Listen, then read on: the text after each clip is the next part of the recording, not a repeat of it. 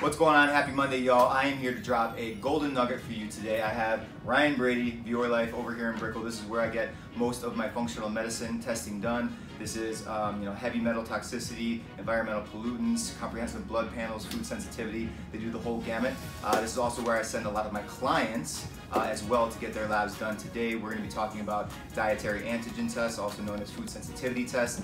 There are many tests that I've done in the past, which include the ALCAT, the MRT, but there's been one that has come to the forefront recently that looks at a different component that Ryan's going to talk about in just a minute, which I think is pretty cool, and this is probably one of the standard labs I'm going to use with my clients moving forward, and I want him to explain a little bit about the benefits of this particular lab so it can help you do things like burn fat, build muscle, sleep more deeply, increase your energy levels. There's a wide range of things that can come from getting your food sensitivities test done. So Ryan? Yeah, sure. So, hello everyone. This lab is called Dunwoody Labs, and first of all, let's talk about what food sensitivity testing is.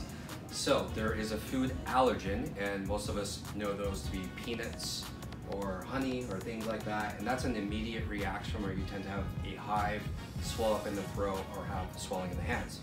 Now, food sensitivity is a little bit more difficult to detect because it can take 3 to 7 days to show up, hence why we have this lab.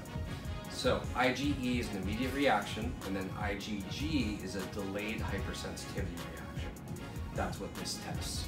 Specifically, it looks at IgG4, which is more of a food allergen or food sensitivity. On top of that, we have something called C3D, and that's a complement reaction. So the complement system is activated in response to an antigen, like a food particle.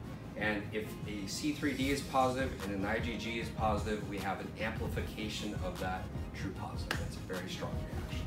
Cool. So any specific results that you've seen with clients? I'm going to share a story of mine in a second that have done food sensitivity testing. It was like a breakthrough for them, whether it was skin, energy, sleep, stress, whatever the case may be. Right. So I'll actually use myself as an example because I've done this test on myself, and I only have one strong reaction, and it was sweet potatoes. And I was eating sweet potatoes every single day. So I had a lot of bloating after eating. I couldn't really figure out what was going on. I had eliminated wheat, dairy, soy, gluten, all that kind of stuff, but it was the sweet potato that was the missing factor. Now, I didn't have any other symptoms like headaches or nausea or vertigo, but those are also common symptoms, is what I just said, along with headaches. We can also have sleep disturbances. I've even seen heart palpitations with this. So it's a really good test to dig in when you can't figure out what else is going on. And foods, as we know, can be inflammatory. So if we can eliminate these inflammatory foods, it's much better for your health. So lastly, I'll finish off similarly with me as a case study. The first time I did my MRT in 2013, I had been drinking green tea as a pre-workout for probably about 18 months to 2 years, and I came to a point where I couldn't get in the gym. I didn't feel mentally or physically motivated to get in there and lift, and it just happened to come right at the time when I was introduced to the MRT, and I did the test, and green tea came back as high in the red, highly reactive. And it literally was overnight. I took that out of my pre-workout regimen, and I was able to get back in the gym and pump, and I felt great. It was like a light switch went on. So that was something that put me on early on to the food sensitivity testing, and they just continue to get better and better and better at what they do and more accurate with the results. So again, this is something great that I would recommend if you guys want to come down here to Your Life. Just check them out on Google or on my website, and you can come in and you get this done for yourself. Cool. See you later. Okay, and lastly we have... Right, so we got our results. Now what do you do with this information? So the nice thing about this report also is it gives you two options. One is called a less restrictive diet.